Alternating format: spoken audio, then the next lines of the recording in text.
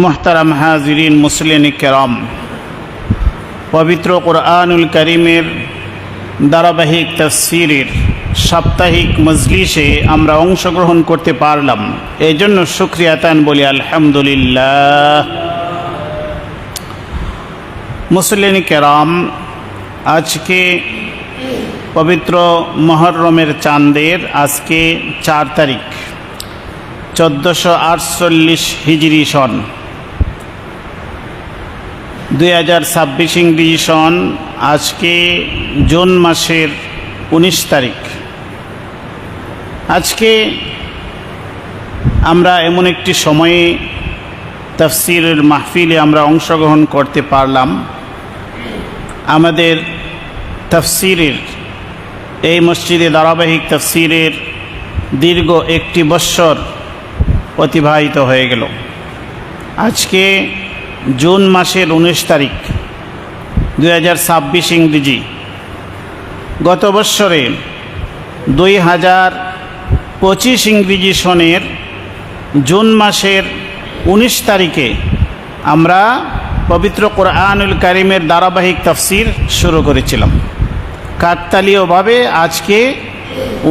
আজকে জুন মাসের 19 তারিখ। গত বৎসরের 2025 ইংরেজি সনের জুন মাসের 19 তারিখে আমাদের তাফসীর শুরু হয়েছিল। আর দীর্ঘ 1 বৎসর পরে এসে আজকে জুন মাসের 19 তারিখ, পরিপূর্ণ 1 বৎসর। এরা বিশাল ব্যাপার।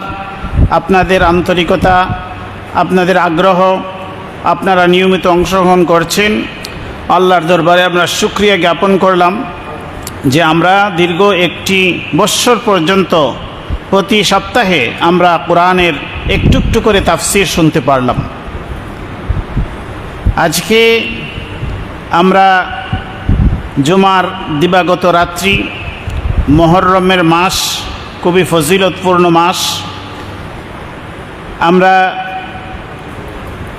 এশার সালাত জামাতের সাথে আদায় করে আমরা কোরআনের তাফসীরের মাজলিসে আমরা অংশগ্রহণ করলাম। আজকে আপনাদের সামনে আমি যে সূরাটা তেলাওয়াত করেছি, আপনাদের সবার কাছে এই সূরাটা পরিচিত। এই সূরাটা হচ্ছে সূরা আল হুমাযা। আমরা প্রায় সময়ই মাগরিবের সালাতের মধ্যে এই সূরাটা আমরা শুনি। এই সূরা আল হুমাযা খুবই গুরুত্বপূর্ণ আমাদের সমাজ জীবনের জন্য, সামাজিক শৃঙ্খলা, সামাজিক সম্প্রীতি রক্ষার জন্য এই সূরাটা আমাদের জন্য খুবই জরুরি। এই সূরাটা মক্কায় অবতীর্ণ সূরাটা নাজিল হওয়ার একটি শানে নজুল আছে। সূরাটা বেশি বড় নয়, মাত্র 9খানা আয়াত। এই সূরার মক্কায় অবতীর্ণ, এই সূরার আয়াত সংখ্যা মাত্র 9খানা। এই সূরার মধ্যে আল্লাহ খুবই কঠিন একটি বার্তা দিয়ে এই সূরাটা শুরু করেছেন। ওয়াইলুন লিকুল্লি হুমাজাতিল লুমাজা। ওয়াইলুন মানে ধ্বংস, হালাক। আল্লাহ যদি বলেন ধ্বংস, তাহলে তার আর কোনো রক্ষা নাই।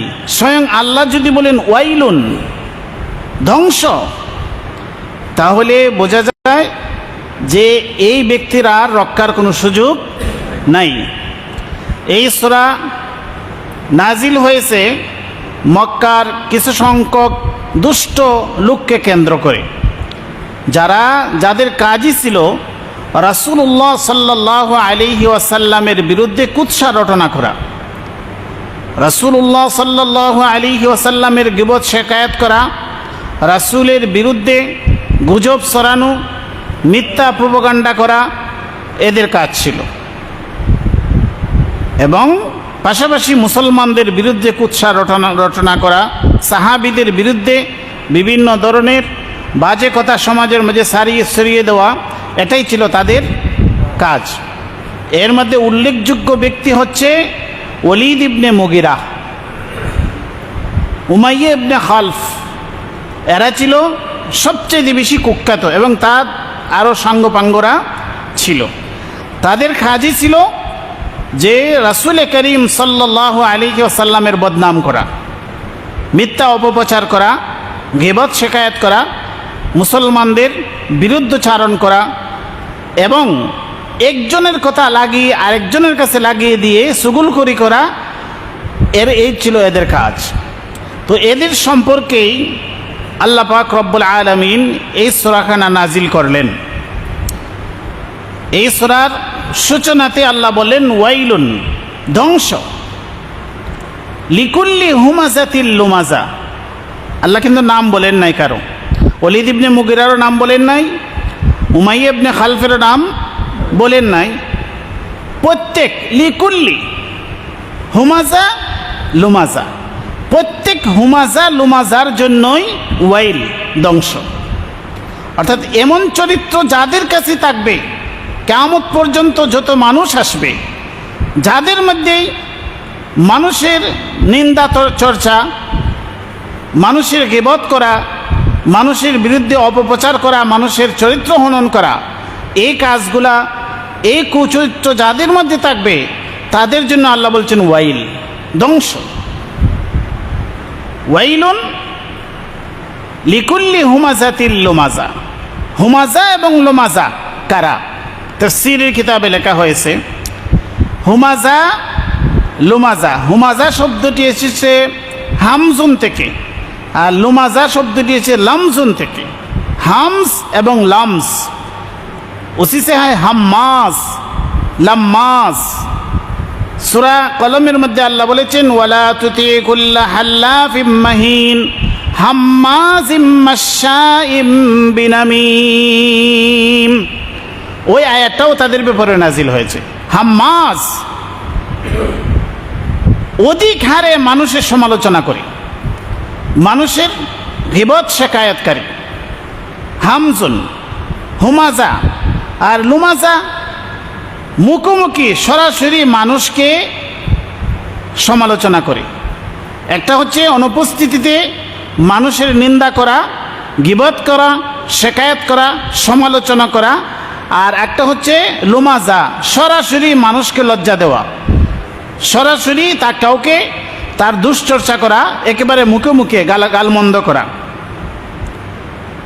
কারো মা বাপ তুলে, বংশ তুলে, তার কোনো একটি বিষয়কে সরাসরি তাকে এটা বলে তাকে লজ্জা দেওয়া, অপমানিত করা। এই চরিত্র যাদের আছে আল্লাহ বলেন ওয়াইলুল্লি কুল্লি হুমাজাতিল লুমাজা। যারা হুমাজা আর যারা লুমাজা, প্রত্যেক হুমাজা লুমাজার জন্য ধ্বংস। তো এদের কাজ হচ্ছে মানুষের নিন্দা করা, সেটা পিছনেও নিন্দা করে, সামনাসামনিও মানুষের নিন্দা করে। আল্লাহ বলেন ওয়াইলুল লিকুল্লি হুমাজাতিল লুমাজা। ওয়াইলুন, ধ্বংস, প্রত্যেক হুমাজা লুমাজার জন্য, যারা মানুষের পিছনে গীবত করে, নিন্দা করে, সমালোচনা করে। আর হুমাজা যারা সরাসরি মুখোমুখি মানুষকে লজ্জা দেয়, মুখোমুখি মানুষকে গালমন্দ করে, গালিগালাজ যারা করে, তাদের ব্যাপারে আল্লাহ বলেন ওয়াইলুন, এরা হচ্ছে ধ্বংসপ্রাপ্ত। আল্লাহ দুনিয়াতে ঘোষণা দিয়ে দিয়েছেন এরা ধ্বংস। যেমনভাবে সেই যুগে যেসব কুখ্যাত কাফিররা ছিল, মুনাফিকিনরা ছিল, এরা যেমনভাবে মুসলমানদের সমালোচনা করত, মহানবী সাল্লাল্লাহু আলাইহি ওয়াসাল্লামের বিরুদ্ধে কুৎসা রটনা করত, প্রোপাগান্ডা, অপপ্রচার, গুজব ছড়াইত, এরা ধ্বংস হয়ে গেছে। এরা ধ্বংস হয়ে গেছে। কিয়ামত পর্যন্ত ওই কাফির মুশরিক মুনাফিকিনদের চরিত্র যারাই গ্রহণ করবে তারাই ধ্বংসপ্রাপ্ত। এই সূরার মূল উদ্দেশ্য হচ্ছে আমরা যেন এসব কাজ থেকে যেন আমরা বিরত হই, আমাদের চরিত্রের মধ্যে, মুমিনের চরিত্রের মধ্যে যেন এগুলা না থাকে। এই জন্য আল্লাহ খুবই কঠোর বাণী এখানে দিয়েছেন, সতর্ক বার্তা দিয়েছেন, সাবধান থাকো। ওয়াইলুন, ধ্বংস। ওয়াইলুল লিকুল্লি হুমাজাতিল লুমাজা আল্লাযী জামাআ মালান ওয়া আদ্দাদা। প্রথমে আল্লাহ হুমাজা লুমাজার কথা বলেছেন, যারা মানুষের নিন্দা করে, সমালোচনা করে। মানুষের নিন্দা সমালোচনা কেন করে? সামনে আল্লাহ এর কারণ বর্ণনা করছেন। যারা নিজেকে খুবই উত্তম মনে করে, নিজেকে খুবই ভালো মনে করে, নিজেকেই সর্বসেরা মনে করে, এরাই অন্যের সমালোচনা করে। তো পৃথিবীতে বিভিন্নভাবে বিভিন্ন কারণে মানুষ নিজেকে শ্রেষ্ঠ মনে করে। এর মধ্যে অন্যতম একটি কারণ হচ্ছে সম্পদ। সম্পদ যখন তার বেশি হয়, তো সম্পদের কারণে তার ভিতরে অহংকার এসে যায়। অধিক হারে সম্পদ, এই অধিক হারে সম্পদের কারণে তার ভিতরে কি হয়ে যায়? অহংকার এসে যায়। মানুষকে আর মানুষ মনে করে না, তখন সে মানুষের নিন্দায় লিপ্ত হয়ে যায়। সব সম্পদশালী নয়, যারা এই সম্পদটাকেই তার জীবনের মূল লক্ষ্য বানিয়ে নিয়েছে। আল্লাযী জামাআ মালান, যে ব্যক্তি জমা করে, একত্রিত করে মাল সম্পদ, ও আদ্দাদা, আর গণনা করতে থাকে। মাল জমা করা, মাল সম্পদ একত্রিত করা, মাল সঞ্চয় করা, এটা কোনো নিন্দনীয় কোনো কাজ নয়। ও আদ্দাদা, আর মাল গণনা করা, এটাও কোনো নিন্দনীয় কাজ নয়। তাফসীরের কিতাবে লেখা হয়েছে, ওই সমস্ত মাল জমাকারীদের আল্লাহ নিন্দা করেছেন যারা তার জীবনের প্রধান লক্ষ্য উদ্দেশ্য বানিয়ে নিয়েছে তার সম্পদ জমা করা। সামনে আরো একটু ব্যাখ্যা আসতেছে। সম্পদ তাকে তার জীবনের লক্ষ্য উদ্দেশ্য বানিয়ে নিয়েছে, যেন সে পৃথিবীতে এসেছে সম্পদ জমা করার জন্য। আল্লাযী জামাআ মালান ওয়া আদ্দাদা, আর গণনা করে, খুবই কৃপণ, সব সময় তার সম্পদের হিসাব, কোথায় তার কি আছে, কোথায় কি সম্পদ আছে, এগুলা নিয়ে 24 ঘন্টা তার মাথার ভিতরে শুধু সম্পদের হিসাব। আল্লাযী জামাআ মালাও ওয়া আদ্দাদা, যে কি করলো? সম্পদ জমা করলো। ওয়া আদ্দাদা, আর গণনা করতে লাগলো। ওয়া আদ্দাদা, বারবার গণনা করে, বারবার হিসাব করে, মানে এটা দ্বারা বোঝা যায় সে খুবই কৃপণ। আর এই সম্পদটাকে তার জীবনের সবচাইতে বড় লক্ষ্য উদ্দেশ্য, তার সফলতার মানে কারণ মনে করছে। আর এই সম্পদের মালিক হয়ে সে অন্যকে হেয় প্রতিপন্ন করে, অন্যের কোনো যোগ্যতা, কারণ নবীকে সে হিসাব করে না। নবী যে নবুয়তের অধিকারী, রিসালাতের অধিকারী, এটাকে সে হিসাব করে না। আর দুনিয়া আপনার কোন যোগ্যতাকে সে হিসাব করবে? ইয়াহসাবু আন্না মালাহু আখলাদা, এই সম্পদের মালিক হয়ে সে ভাবে, ইয়াহসাবু আন্না মালাহু আখলাদা, তার মাল, তার সম্পদ তাকে চিরস্থায়ী করে ফেলবে। আখলাদা, তাকে চির অমর করে ফেলবে, তাকে অমর করে ফেলবে, সে চিরস্থায়ী করে ফেলবে তার সম্পদটাকে। সে ভাবতেছে এই সম্পদ আমাকে অমর করে ফেলবে। আখলাদা, এই সম্পদই আমাকে পৃথিবীতে বাঁচিয়ে রাখবে, এই সম্পদই তার সব কিছু। আল্লাযী জামাআ মালাহু ওয়া আদ্দাদা ইয়াহসাবু আন্না মালাহু আখলাদা, সে ভাবে, সে ধারণা করে, আন্না মালাহু, তার মাল, আখলাদা, তাকে চিরস্থায়ী করবে। যেমন ওলীদ ইবনে মুগীরা, সে কেমন সম্পদের মালিক ছিল। মক্কা থেকে তায়েফ পর্যন্ত, আপনারা যারা তায়েফে গেছেন কিনা দু একজন, মক্কা থেকে তায়েফ যারা গেছেন, দীর্ঘ একটি পথ, কয়েক ঘন্টা সময় লাগে গাড়িতে গেলে। আমি গিয়েছি আলহামদুলিল্লাহ। তো মক্কা থেকে তায়েফ পর্যন্ত শুধু বাগান আর বাগান তার ছিল। মক্কা থেকে তায়েফ পর্যন্ত এই রোডে গেলে দুনো পাশে শুধু ওলীদ ইবনে মুগীরার সম্পদ আর সম্পদ দেখা যাইত। সে এত বড় সম্পদের অধিকারী ছিল। সম্পদ জমানো, সম্পদ একত্রিত করা, সম্পদ বাড়ানো, সম্পদ সঞ্চয় করা, এটাই তার জীবনের লক্ষ্য উদ্দেশ্য ছিল। তার যেমন ধনবল ছিল, তার যেমন জনবলও ছিল। তার 13টা সন্তান ছিল। কতজন সন্তান?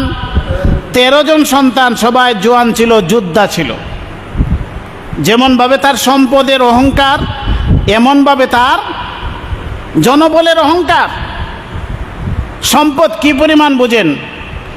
বর্তমান যুগে এই ধরনের সম্পদশালী পাওয়া যাবে? শত শত কিলোমিটার তারই সম্পদ, এবং তার সন্তান 13 জন, 12 থেকে 13 জন তাফসীরের কিতাবে লেখা হয়েছে। আর এক একজন সন্তান কেমন ছিল, কেমন তার সন্তানগুলি ছিল, এর মধ্যে একজনের নাম বলি, আপনারা চিনবেন, হযরত খালিদ ইবনে ওলীদ রাদিয়াল্লাহু তাআলা আনহু। খালিদ ইবনে ওলীদ কেমন যোদ্ধা ছিলেন, যারা ইতিহাস পড়ছেন তারা বুঝেন যে খালিদ বিন ওলীদ যেদিকে যাইতেন, ওনার নাম শুনেই শত্রু বাহিনী বাকত যে খালিদের সামনে টিকা যাবে না। খালিদ ইবনে ওলীদ রাদিয়াল্লাহু তাআলা আনহু ওলীদ ইবনে মুগিরার ছেলে। তাহলে একজনের নাম শুনলে বুঝেন যে বাকি ছেলেগুলা কেমন ছিল। তিনি মুসলমান হয়েছিলেন নাকি? কিন্তু ওলীদ বিন মুগিরা তার ভাগ্যে কি জুটে নাই, ইমান জুটে নাই। তো কেমন সম্পদের অধিকারী ছিল, আর কেমন সে জনবলের অধিকারী ছিল। সে যখন যেদিকে যাইতো, তার 13টা সন্তান তাকে বডিগার্ড হিসেবে তার সাথে থাকতো, তার সিকিউরিটি গার্ড হিসেবে তার সাথে থাকতো, ডাল তলোয়ার নিয়া। কেমন মনে করেন এরকম যদি কোনো একজন সর্দার থাকে, যে বিশাল সম্পদের মালিক, আবার একসাথে 12-13টা সন্তান, সবাই জোয়ান যোদ্ধা, সে যেদিকে কোথাও কোনো মজলিসে যায় তাকে গার্ড দিয়ে রাখে তার সন্তানরা। সন্তান আপনার আছে কিন্তু আপনার পাশে নাই, বিপদে আপদে সে আপনার পাশে দাঁড়াইতে পারবে? ঝগড়া লাগলে, মারামারি লাগলে আপনার পাশে দাঁড়াইতে পারবে লাঠি নিয়া? সে লন্ডন পড়ে আছে, আমেরিকায় পড়ে আছে, ফ্রান্সে পড়ে আছে, বিপদে আপনার কাছে আসবে? ওয়াবানিনা শুহুদা ওয়াজআলতু লাহু মালাম মামদুদা ওয়াবানিনা শুহুদা। সূরা মুদ্দাসসিরে আল্লাহ তার কথাই বলছেন, ওয়াজআলতু লাহু মালাম মামদুদা, মামদুদ বিস্তৃত সম্পদ আমি তাকে দান করেছি, বিশাল বিস্তৃত সম্পদ আমি তাকে দান করেছি। ওয়াবানিনা শুহুদা, আর সন্তান সন্ততি আমি দান করেছি যারা শুহুদ, শাহিদ, সাক্ষ্য, উপস্থিত সন্তান, যারা তার সাথে সাথে থাকে, এরকম সন্তান তাকেও নিয়ামত। তো আল্লাহ বলেন এদেরকে আমি তারকে জনবল দিলাম, ধনবল দিলাম, জনবল দিলাম। কিন্তু এটা পাইয়া সে অহংকারী হয়ে গেছে। অহংকারী হয়ে লোকজনের নিন্দা করত, সমালোচনা করত, রাসূল করিম সাল্লাল্লাহু আলাইহি ওয়াসাল্লামের সমালোচনা করত। তো আল্লাহ বলেন, ওয়াইলুল লিকুল্লি হুমাযাতিল লুমাযা আল্লাযী জামাআ মালান ওয়া আদ্দাদা। ওয়াইলুন, ধ্বংস, লিকুল্লি হুমাযাতিল লুমাযা, প্রত্যেক হুমাযা লুমাযার জন্য, আল্লাযী জামাআ মালান ওয়া আদ্দাদা, যে সম্পদ সঞ্চয় করে, ওয়া আদ্দাদা, আর গণনা করতে থাকে। কৃপণ সম্পদ জীবনের লক্ষ্য উদ্দেশ্য সে বানিয়ে নিয়েছে, আমাকে সম্পদ জমাইতে হবে, বড় লোক হতে হবে, সবচাইতে সম্পদের অধিকারী হতে হবে। আর কৃপণ, ওয়া আদ্দাদা, বারবার গণতে থাকে। এই যে সম্পদ বারবার হিসাব করা, বারবার গণনা করা, এটা কৃপণতার লক্ষণ। যে এইরকম কৃপণ ছিল, এটার আল্লাহ নিন্দা করেছেন। কিন্তু স্বাভাবিকভাবে জীবন চলার জন্য আপনি সম্পদ উপার্জন করবেন, এটা নিন্দনীয় নয়। আপনার সম্পদ আপনি হিসাব করে রাখবেন, হিসাব রাখবেন, এটাও নিন্দনীয় নয়। এটাকেই জীবনের সবচেয়ে বড় লক্ষ্য উদ্দেশ্য বানিয়ে ফেলা, এটাকে আল্লাহ নিন্দা করেছেন। যে তার চরিত্র হচ্ছে মানুষকে নিন্দা করা, মানুষের সমালোচনা করা, সামনাসামনি মানুষের সমালোচনা করা, পিছনে পিছনে মানুষের সমালোচনা করা, গীবত করা। আল্লাযী জামাআ মালান ওয়া আদ্দাদা, যে সম্পদ জমা করেছে, মালান ওয়া আদ্দাদা, আর গণনা করছে। ইয়াহসাবু আন্না মালাহু আখলাদা, আর সে ধারণা করছে আন্না মালাহু আখলাদা, তার সম্পদ তাকে চির অমর করবে। তাকে কি চির অমর করেছে? তার সম্পদ তাকে কি যুগ যুগ ধরে শতাব্দীকে শতাব্দী তাকে বাঁচিয়ে রাখছে? না সে আছে না তার সম্পদ আছে। আছে তার মালিকানায় সম্পদ নাই, মৃত্যুর সাথে সাথে তার সম্পদ তার থেকে আলাদা হয়ে গেল না? আর এই সম্পদ কত হাত বদল হয়ে কোথায় কার কাছে গেছে? এই সম্পদ কি তার মালিকানা আছে? না পৃথিবীতে সে আছে? নাই। তাহলে খুবই টুনকো একটি বিষয়ের উপর সে নির্ভর করে সে অহংকারী হয়ে গেছে। আল্লাহ বলেন কাল্লা, না কখনো নয়। সে যা ভাবছে যা ভাবে সেটা নয়। লায়ুমবাদান্না ফিল হুতামা, আমি অবশ্যই তাকে ছুঁড়ে ফেলবো, তাকে আমি নিক্ষেপ করব। ফিল হুতামা, হুতামার মধ্যে আমি নিক্ষেপ করব। ওয়ামা আদরাকা মাল হুতামা, আল্লাহ আবার প্রশ্ন করছেন, দৃষ্টি আকর্ষণ করছেন। ওয়ামা আদরাকা মাল হুতামা, হে নবী আপনাকে কে জানাবো মাল হুতামা, হুতামা কি জিনিস? আপনি জানেন কি হুতামা কি জিনিস? জাহান্নামের একটি নাম হচ্ছে কি হুতামা। এই হুতামা মধ্যে আমি তাকে নিক্ষেপ করব। এই হুতামা বিবরণ আল্লাহ দিচ্ছেন, নারুল্লাহিল মুকাদা, এটা হচ্ছে আল্লাহর আগুন। আল মুকাদা, প্রজ্বলিত যে আগুন রে আল্লাহ জ্বালিয়েছেন। এটা যখন আগুনের নিসবত যখন আল্লাহর দিকে যায়, নারুল্লাহ, আল্লাহর আগুন। আল মুকাদা, যা প্রজ্বলিত করেছেন আল্লাহ, এটা কোনো সাধারণ আগুন নয়। আল্লাতী তাত্তালিউ আলাল আফিদা, যা কি তাত্তালিউ আলাল আফিদা, যা তার কলিজা পর্যন্ত পৌঁছে যাবে। এই আগুনের দহন, আগুনের যন্ত্রণা কোথায় গিয়ে বসবে? কলিজা পর্যন্ত পৌঁছবে। এটা আল্লাহ কেন বললেন? এর দুটি ব্যাখ্যা।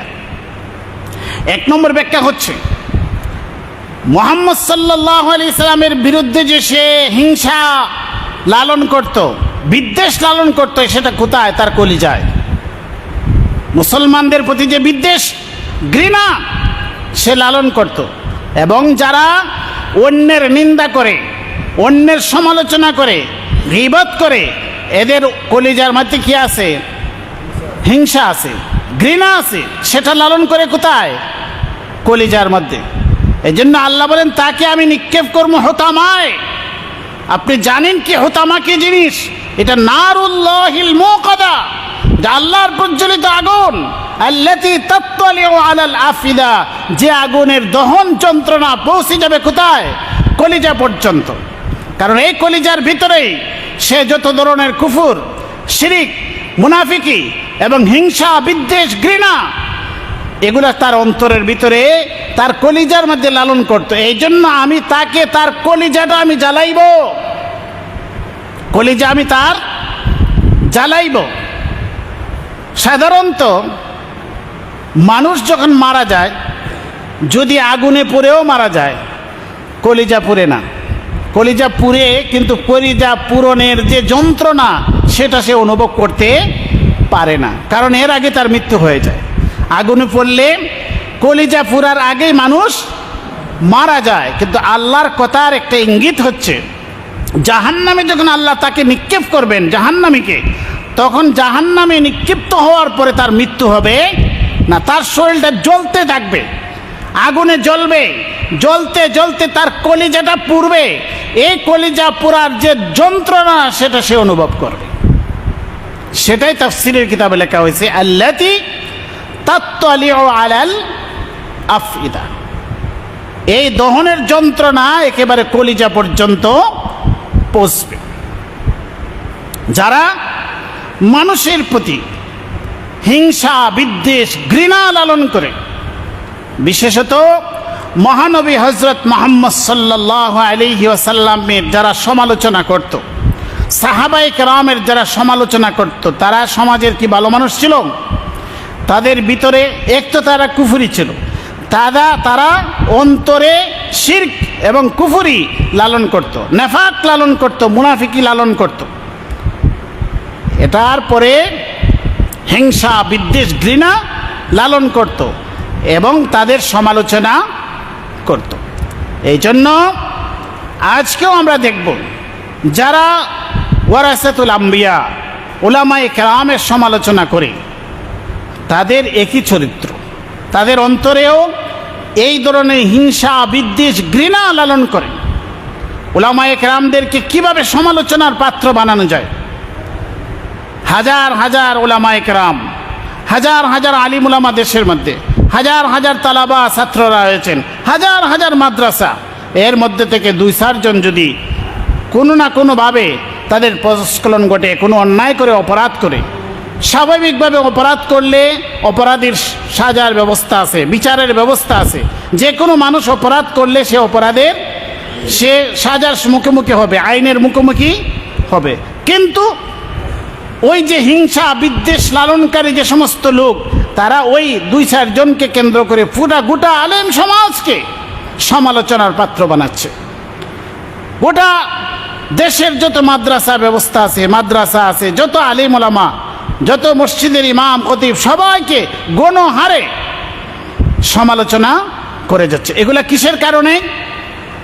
কারণ এই ধরনের অপরাধ যে 2-4টা ঘটেছে, অধিকাংশই দেখা যায় যে একটা যদি ঘটে আরও 10টা এটা বানোয়াট ঘটনা প্রচার করতেছে।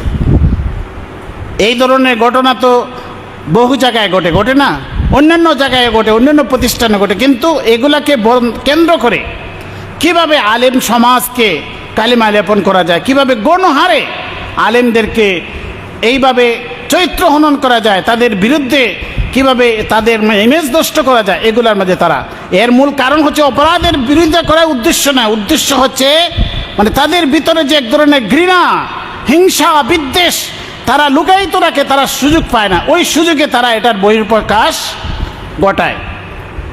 তো আল্লাহ বলেন যে এই সমস্ত মানুষ যারা নিজেদের অন্তরের ভিতরে মানুষের প্রতি হিংসা, বিদ্বেষ, ঘৃণা লালন করে, আর এই ঘৃণার বহিঃপ্রকাশ ঘটায় অন্যের সমালোচনা করে, অন্যের গীবত করে, শেকায়েত করে, চুগলখড়ি করে, প্রোপাগান্ডা ছড়িয়ে, মিথ্যা তহমত দিয়ে, এদেরকে আল্লাহ বলে লায়ুম বাজান্না ফিল হুতামা, তাকে আমি ছুঁড়ে ফেলে দেব হুতামার মধ্যে।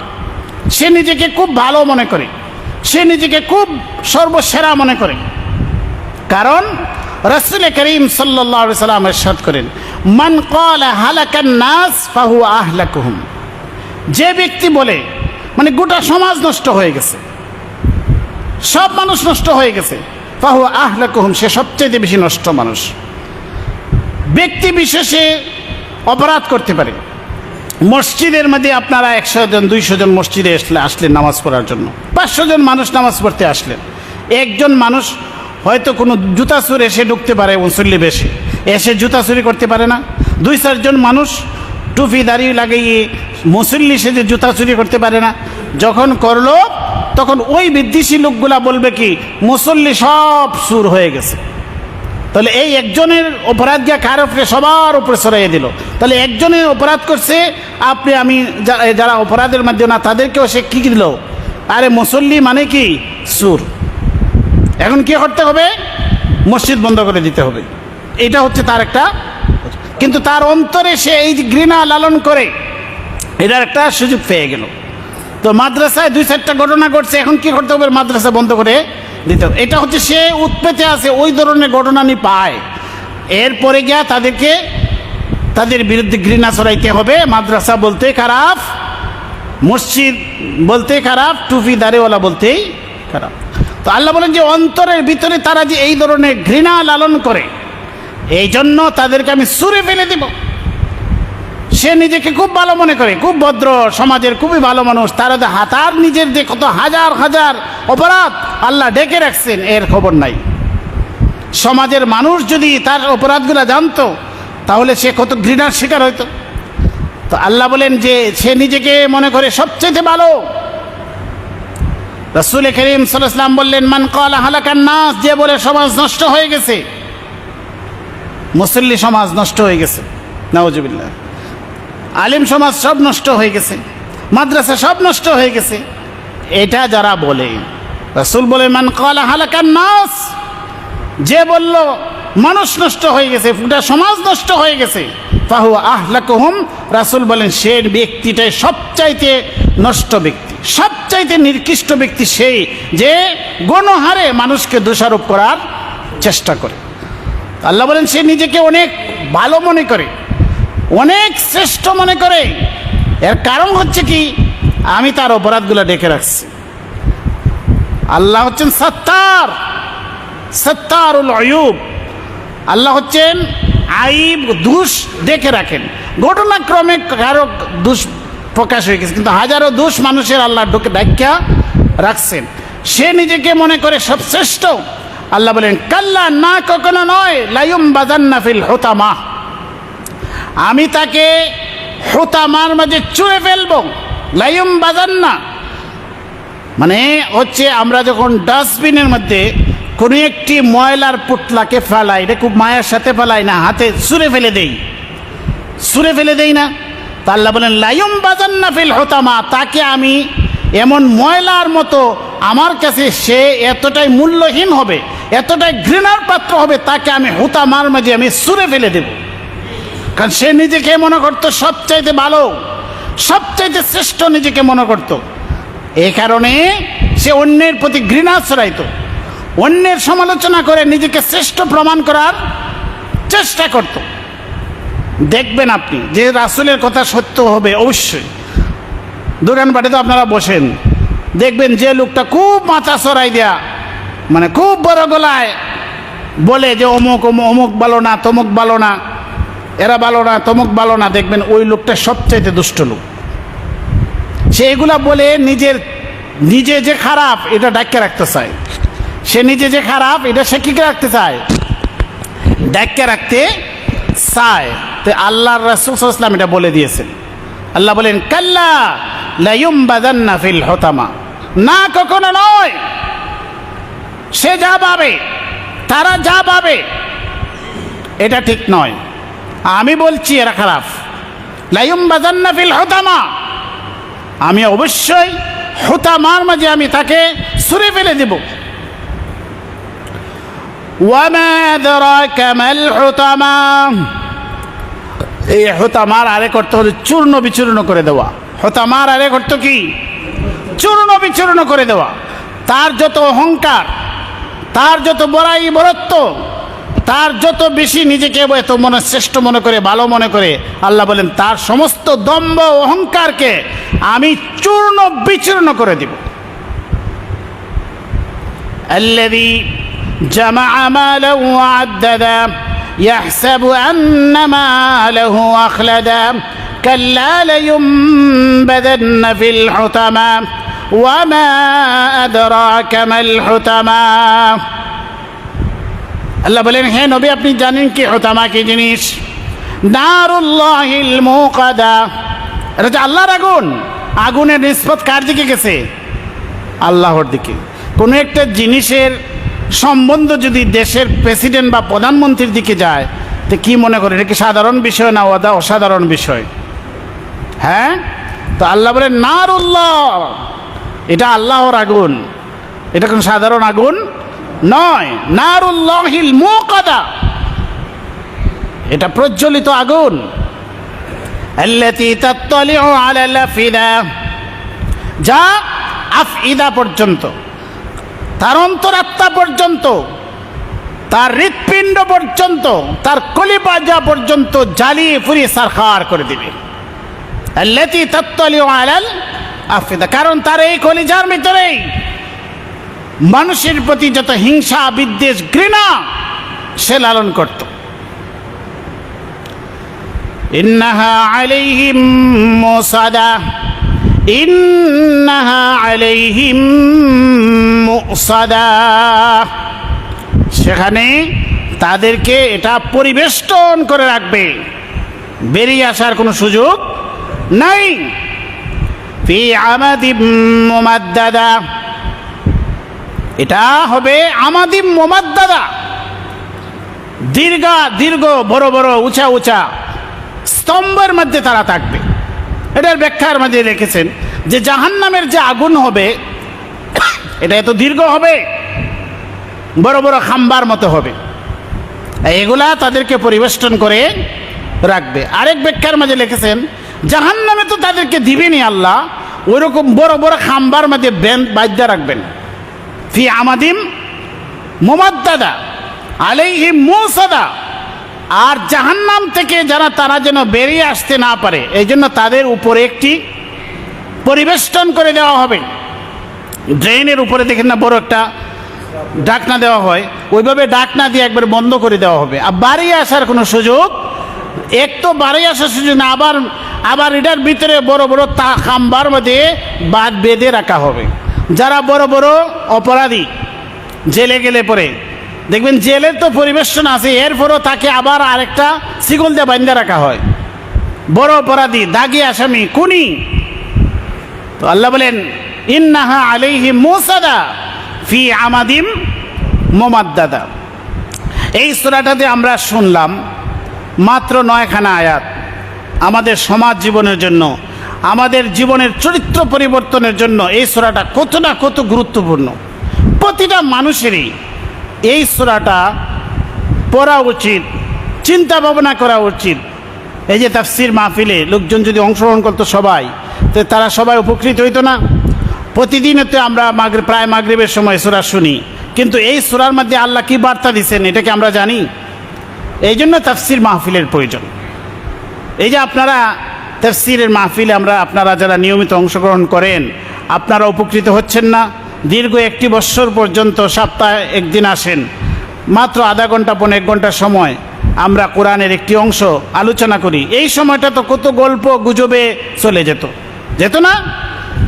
চার দোকানে বসলে তো কত ঘন্টা দিয়ে চলে যায়, আর কত ধরনের বিশ্ব সংবাদ একজন থেকে আরেকজনের শোনা যায়, তো কিছু শেষ নাই। কত ধরনের গুজব, মিথ্যাচার, মানুষের পরনিন্দা, কত কিছু, এগুলো আমাদের সময় যায়। কিন্তু একটু সময় যদি আমরা তাফসিরের মাহফিলে অংশগ্রহণ করি, রাসূল করিম সাল্লাল্লাহু আলাইহি ওয়াসাল্লাম ইরশাদ করেন আতাদরুনা মানিল মুফলিস। রাসূল করিম সাল্লাল্লাহু আলাইহি ওয়াসাল্লাম ইরশাদ করেন সাহাবায়ে কেরামদেরকে যে তোমরা জানো কি মুফলিস কে? মানিল মুফলিস, মুফলিস কে?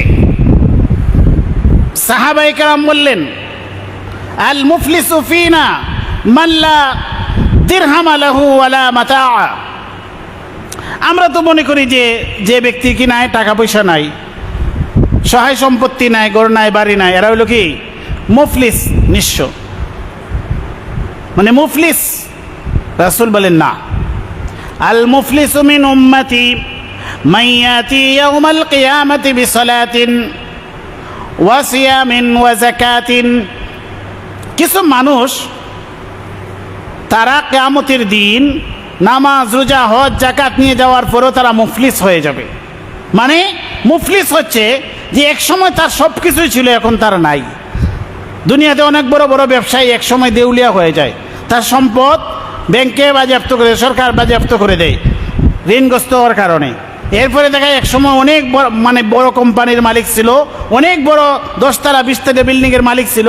এটা যখন সরকার নিয়ে যায়, ব্যাংকে যখন নিলাম দিয়ে দেয়, তখন আর তার কিছুই থাকে না। এক সময় তার অনেক কিছুই ছিল, এখন তার কিছুই নাই। রাসূল বলেন এই ব্যক্তিটা হচ্ছে মুফলিস। কিয়ামতের দিন কিছু মানুষ মুফলিস হবে, তার সব কিছুই ছিল। আমরা অনেক সময় ইবাদত বন্দিকে, এটা শুধু কাফিরদের চরিত্রের কথা আগে বললাম, এখন আমরা মুমিন মুসলমান হয়েও আমরা অনেক সময় কী হয়, আমরা ওই সমস্ত গীবত শেকায়েতের মাঝে লিপ্ত হয়ে যাই। একজন মানুষের কিছুই ছিল না, একবারেই নাই, শুরু থেকেই নাই, শেষেও নাই, তার দুঃখ বেশি না যার এক সময় ছিল কিন্তু এখন নাই, তার দুঃখ বেশি। এক সময় কোটিপতি, এখন সে রাস্তার ফকির, তার দুঃখ বেশি না যার কিছুই ছিল না, সারা জীবনে সে ফকিরেলি করে? কোনটা দুঃখ বেশি? যার ছিল কিন্তু হারিয়ে গেছে, তার কষ্টটা সবচাইতে বেশি। রাসূল বলেন যে কিছু মানুষ কিয়ামতের দিন মুফলিস হবে। আল মুফলিসু মিন উম্মতি মান ইয়াতি ইয়াউমাল কিয়ামাতি বিসালাতিন ওয়া সিয়ামিন ওয়া যাকাতিন। নামাজ, রোজা, হজ, যাকাত সব কিছুই তার ছিল, সারা জীবন কত কষ্ট করে নামাজ রোজা পড়ছে, কত কষ্ট করে উঠে ফজরের নামাজ পড়ছে, কত কষ্ট করে সে ওয়াক্তিয়া নামাজও আসছে, কত কষ্ট করে সে হজ করছে, জাকাত দিছে, সব কিছু করছে, কিন্তু কিয়ামতের দিন সে কি হয়ে যাবে? মুফলিস। কারণ সে দুনিয়াতে আল্লাহর রাসূল সাল্লাল্লাহু আলাইহি ওয়াসাল্লাম বললেন, ওয়ায়াতি ক্বাদ শাতামা হাযা ওয়া কাযাফা হাযা ওয়া আকালা মালা হাযা ওয়া দারাবা হাযা ওয়া সাফাকা দামা হাযা। রাসূল বলেন যে তার এত সব কিছু আমল নামাগুলা ভারী আমল নামালি আসলো, কিন্তু তার আবার দেখা যায় যে মন্দ যে কাজগুলোর মধ্যে লেখা আছে যে সে কি করছে? শাতামা হাযা, কাউকে নিয়ে গালমন্দ করছে, সমালোচনা করছে, কাউকে গালাগালি করছিল, এটার আমলনামার মাঝে লেখা হয়েছে। ওয়া কাযাফা হাযা, আর কাউকে সে মিথ্যা তুহমত দিয়েছিল, মিথ্যা অপপ্রচার করেছিল, মিথ্যা অপপ্রচার করে তার মানহানি করেছিল। এমনি পরহেজগার, নামাজি, রোজাদার, কোনো কিছুর অভাব নাই, কিন্তু সে মানুষের বিরুদ্ধে কি করছে? মিথ্যা তুহমত দিয়েছে। এমন ব্যক্তির সম্পর্কে সে একটা অপবাদ তুলে দিয়েছে, সে এটা করে নাই, কাযাফ করছে। ওয়া কাযাফা হাযা, এরকম হয় না? হয়। আর যারা গীবত শিকায়ত করে অধিকাংশ এরা মিথ্যা কথা বলে, কারণ যার নামে সে বলতেছে সে তো উপস্থিত না, সে কেন ডিফেন্স করতে পারতেছে? আপনি যা বলেন যে মৃত মানুষের মতোই। আইয়ুহিব্বু আহাদুকুম আইয়াকুলা লাহমা আখিহি মাইতান, এজন্য আল্লাহ বলেছেন তুমি কি তোমার মৃত ভাইয়ের গোশত খেতে চাও, পছন্দ করো? তো মৃত মানুষের মতো, যে অনুপস্থিত, যে আপনার সামনে নাই, আপনি যা ইচ্ছা তার নামে বলতে পারেন, সে কি এখানে প্রতিবাদ করার মতো? সে অনুপস্থিত না, সে তো মৃতর মতোই। তো ওয়া কাযাফা হাযা, কারণে সে মিথ্যা কথা বলল, অপবাদ দিল। এটা কি এমনি চলে গেছে না আল্লাহর কাছে এটা রেকর্ড হয়েছে? রেকর্ড হয়েছে। তো এই যে সে ব্যক্তি যারা গালাগালির শিকার হয়েছে, গীবতের শিকার হয়েছে, সমালোচনা, অপপ্রচার, প্রোপাগান্ডার শিকার হয়েছে, মিথ্যা তুহমতের অধিকারী হয়েছে, এরা কিয়ামতের দিন আসবে না? তাদের পাওনার জন্য আসবে না? ওয়া আকালা মালা হাযা, আর কারো সম্পদ সে আত্মসাৎ করছিল। ওয়া দারাবা হাযা, কাউকে অন্যায়ভাবে মারছিল। ওয়া সাফাকা হাযা, আর কারো রক্তপাত করছিল। এই সমস্ত পাওনাদাররা এসে মিছিল দিয়ে আল্লাহর সামনে হাজির হবে। ইয়া আল্লাহ, ওই পরহেজগার ব্যক্তি আজকে নামাজ, রোজা, হজ, জাকাত নিয়ে জান্নাতে চলে যাবে, আমরা তার কাছে পাওনা চাই। যার সমালোচনা করা হয়েছিল, যাকে অপবাদ দেওয়া হয়েছিল, যার সম্পদ আত্মসাৎ করা হয়েছিল, যাকে প্রহার করা হয়েছিল, যাকে রক্তপাত করা হয়েছিল, এরা আসবে, পাওনাদাররা এসে আসবে। এরপরে আল্লাহ পাক রব্বুল আলামিন তার যে ভালো আমলগুলা রয়েছে ওই অভিযুক্ত ব্যক্তির, এই আমলগুলা ওই পাওনাদারদেরকে আল্লাহ দিতে থাকবেন, দিতে দিতে তলি খালি। ফাইন ফানিয়াত হাসানাতুহু, এরপরেও কি হয়ে যাবে? যখন তার হাসানাতগুলা, তার নেক আমলগুলা শেষ হয়ে যাবে, এরপরেও পাওনাদাররা অনেক বাকি থাকবে। তখন সুম্মা উখিযা খাতায়াহুম, এরপরে ওই অভিযুক্ত, যারা অভিযোগকারী ব্যক্তি, যাদের সমালোচনা করা হয়েছিল, যাদেরকে অপবাদ দেওয়া হয়েছিল, যাদের গীবত করা হয়েছিল, যাদের মাল আত্মসাৎ করা হয়েছিল, তাদের যত অন্যায় অপকর্মগুলো আল্লাহ নিয়ে আস তুরিহা আলাইহি, এরপরে ওই ব্যক্তির গাড়ে ছেড়ে দিয়ে। দেখেন, তার নামাজের সব ছিল, হজের সব ছিল, জাকাতের সব ছিল, সব কিছু ছিল, কিন্তু এটাও শেষ হয়ে গেল। এরপরে ওই ব্যক্তিদের, যাদের সমালোচনা করেছিল, যাদের হক নষ্ট করেছিল, ওই ব্যক্তিদের যত ধরনের অন্যায় অপকর্ম দুনিয়াতে করেছিল, এগুলাকে আল্লাহ উঠিয়ে নিয়ে ওই ব্যক্তির গাড়ির মাঝে ছেড়ে দিবেন। সুম্মা তুরিহা ফিন্নার, এরপরে তাকে আল্লাহ জাহান্নামে নিক্ষেপ করবেন। রাসূল বলেন সে হচ্ছে মুফলিস। আমার উম্মতের মুফলিস কে? তার অনেক কিছুই ছিল, এখন আর কিছুই না, একদম নিঃস্ব অবস্থায় সে জাহান্নামে যাবে। এই জন্য আমরা অনেক সময় নামাজ, রোজা, হজ, জাকাত পড়েও আমরা অনেক সময় মানুষের সমালোচনার মধ্যে কি হয়ে যায়? লিপ্ত হয়ে যায়। আর সবচেয়ে এখন বর্তমানে ভয়াবহ গীবতের যে কেন্দ্র হয়ে দাঁড়াইছে ফেসবুকে যে যা মন চায় অন্যের বিরুদ্ধে তার চরিত্র হনন করে এগুলা লিখতেছে। ভালো মানুষ, তাকে সমাজের মধ্যে একদম মিথ্যাই প্রতিপন্ন করতেছে। আর অনেক মানুষ জেনে না বুঝে, জেনে না জেনে ওইটাকে শেয়ার করতেছে, ওইটাকে লাইক কমেন্ট করতেছে। রাসূল করিম সাল্লাল্লাহু আলাইহি ওয়াসাল্লাম বললেন, কাফা বিল মারই কাযিবান ইউহাদ্দিসা বিকুল্লি মা সামিআ, সে যা শুনলো তাই প্রচার করলো, যা দেখলো যা শুনলো, কোনো যাচাই বাছাই নাই, মিথ্যাবাদী হওয়ার জন্য সেটাই যথেষ্ট। কাফা বিল মারই কাযিবান ইউহাদ্দিসা বিকুল্লি মা সামিআ, শোনা কথা এটা প্রচার করলো। এজন্য আল্লাহ পাক রব্বুল আলামিন বলেছেন, ওয়ালা তাকফু মা লাইসা লাকা বিহি ইলম, যে বিষয়ে তোমার জ্ঞান নাই এটার পিছনে তোমরা পড়বে না। ওয়ালা তাকফু মা লাইসা লাকা বিহি ইলম ইন্নাস সামআ ওয়াল বাসারা ওয়াল ফুআদা, তোমার কান, তোমার চোখ, তোমার বিবেক, এটা আল্লাহর কাছে জিজ্ঞাসিত হবে কোথায় ছিল। না বুঝে না জেনে যে জিনিস তুমি জানো না ওটার পিছনে কেন পড়লাই? একজন বলতেছে তার বিরুদ্ধে সে অমুক অমুক করেছে, তুমি তো জানো না, অতএব তুমি এটার পিছনে পড়ো কেন? কেন এটা নিয়ে তুমি সমালোচনা করো? কেন এটাকে মানে লাইক কমেন্ট করো, এটাকে প্রচার করো না জেনে না বুঝে? এই জন্য আমরা এই সূরা থেকে শিক্ষা গ্রহণ করি যে আমরা নিজেরা যেন সারা জীবন সারাদিন মাছ মারলেন, সারাদিন মাছ মারলেন, বিকালবেলা বাড়ি যাবেন ডুলা নিয়ে, আপনারা কি ডুলা বলেননি? ডুলা, কিন্তু ডুলার তলা খালি, মাছ মাইরা যে জমাইছেন বিকালবেলা বাড়িতে নিয়ে যাবেন, গিয়া দেখেন ডুলার তলা খালি, মাছ নাই। এই জন্য সারা জীবন ইবাদত বন্দিকে আমরা করলাম, যদি আমরা মানুষের গীবত, শেকায়ত, সমালোচনা এগুলোর থেকে যদি বেঁচে থাকতে না পারি, তাহলে কিয়ামতের দিন দেখবো কি ডুলা খালি। ওই যে মুফলিস রাসূল বলেছেন, এরকম মুফলিস হতে হবে। আল্লাহ আমাদেরকে হেফাজত করুন। এই জন্য আমরা অতীতে যা হয়েছে, যেহেতু আমরা এখনো বেঁচে আছি, আল্লাহ আমাদেরকে তওবার সুযোগ দিলেন। যারা মারা গেছে তারা তো তওবা করতে পারবে না, আমরা তওবা করব। আল্লাহ অতীতে যা করেছি, যা কিছু ঘটে গেছে অনিচ্ছা সত্ত্বে, জেনে বুঝে যা করছি আমরা তওবা করলাম। আল্লাহ আর জীবনে কোনোদিন কোনো মানুষের গীবত শেকায়ত করব না, মানুষের সমালোচনা করে নিজের আমলটা বরবাদ করব না। আল্লাহ পাক রব্বুল আলামিন আমাদেরকে আমলের তৌফিক দান করুন। ওয়া আখির দাওয়া।